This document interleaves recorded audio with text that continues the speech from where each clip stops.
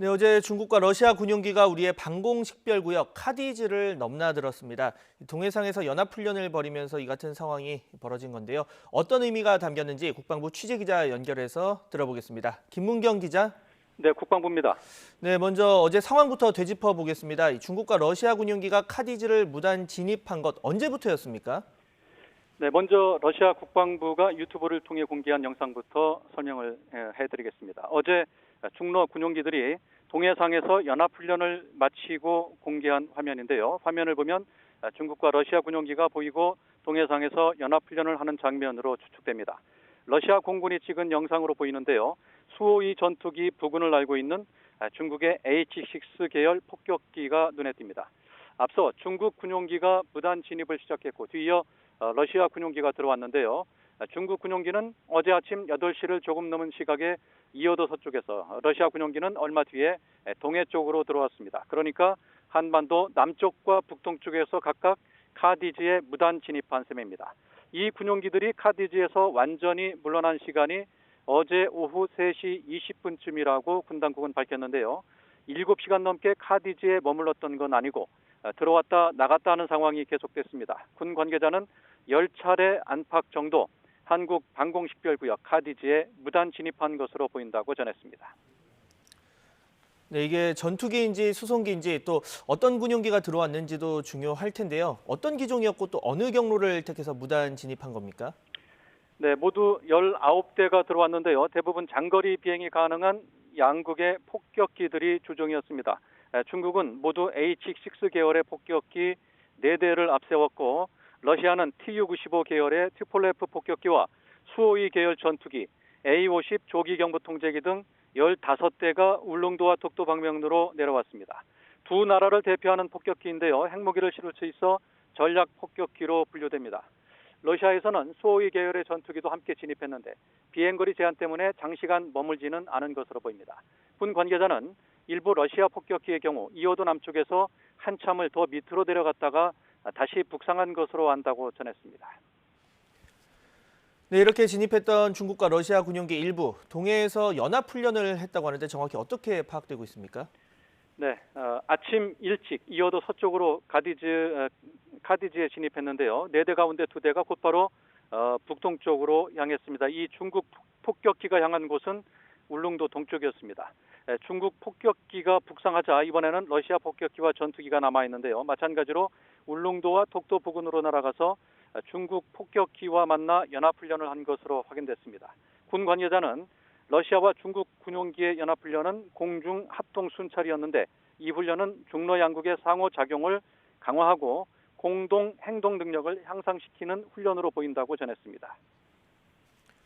네, 아까 무단 진입이라는 표현을 썼는데 그렇다면 진입 과정에서 어떤 대응이 있었을 것 같은데 어땠습니까? 네, 그렇습니다. 카디즈는 잘 알려진 것처럼 영공이 아니죠. 이에 따라 침범했다는 표현 대신에 무단 진입이라는 표현을 씁니다. 그렇다면 영공이 아닌데 왜 진입하는데 허락을 받아야 하는지가 관건인데요. 카디즈는 한국 방공식별구역의 영문 약자이고 명칭에서 보듯 군사 용어입니다. 이 방공식별구역은 우리나라뿐만 아니라 중국과 일본, 대만 등 동북아에서는 대부분의 나라들이 채택하고 있는데요. 양국 군 당국 간 충돌을 방지하기 위한 일종의 안전장치로 상대방 방공식별구역에는 되도록 진입하지 않되 진입하는 상황이 생기면 미리 양해를 구해야 하는 의무를 지니고 있습니다. 일종의 국제규범이라고 할 수도 있겠죠. 또 의무라고 말씀드렸지만 우리 영공이 아니기 때문에 사전 통보를 안 해도 불이익은 없습니다. 또 무력을 동원해서 강제로 퇴거시킬 수도 없습니다. 다만 지난해 7월 러시아 군용기가 독도 영공을 침범하자 우리 공군이 경고 사격을 가해 퇴거시켰었죠. 이번에는 영공 침범이 아니기 때문에 우리 공군이 대응할 수 있는 건 허락 없이 카디즈에 진입하지 못하도록 차단 기동, 즉 전술 조치만 할 수 있습니다. 네, 일종의 완충지대다. 진입하기 위해서는 상대방에게 양해를 구해야 하는 정도다라고 말씀을 해주셨고, 자 그렇다면 네. 이 중국과 러시아 훈련 목적 어떻게 평가가 되고 있습니까? 미국을 의식한 행보라는 분석도 나오고 있거든요. 네, 일단 그렇게 파악이 되고 있습니다. 전문가들은 미 정권 교체기를 틈타 중러 군 당국 간 합동성 강화 훈련에 초점을 맞춘 것으로 보인다는 분석을 내놓고 있습니다. 특히 러 폭격기 일부는 이어도 남쪽으로 한참 더 내려갔다가 북상한 것으로 확인됐는데요. 이 역시 남중국해 일대에서 벌어지고 있는 미중 갈등을 겨냥한 조치로 분석됩니다. 이런 가운데 미일 연합훈련의 대응 성격도 있습니다.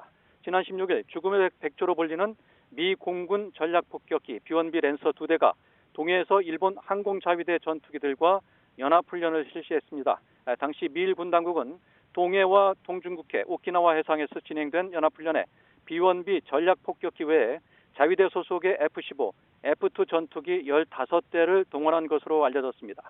이에 앞서 2주 전인 지난 4일에도 미국은 B-1B 폭격기를 동원해 일본과 연합훈련을 실시하기도 했습니다. 문제는 우리 군인데요. 이들 나라들이 연합훈련을 하는 동안 지난해처럼 영공을 침범하는 상황이 생기면 우발적인 상황이 벌어질 수도 있기 때문입니다. 현재 북한의 동계훈련도 진행되고 있는데 향후 중로군 당국의 움직임까지 예의주시해서 부담이 가중되는 상황을 맞고 있는 것으로 보입니다. 외교부는 어제 중국과 러시아에 유감을 표시하고 재발 방지를 촉구했습니다. 하지만 중국과 러시아 국방부는 오늘 정례적인 순찰 비행이었다고 밝혔고요. 반면에 미 국무부는 영내 불안정화 시도를 막겠다고 강조하면서 견제 움직임을 보였습니다. 지금까지 국방부에서 YTN 김문경입니다.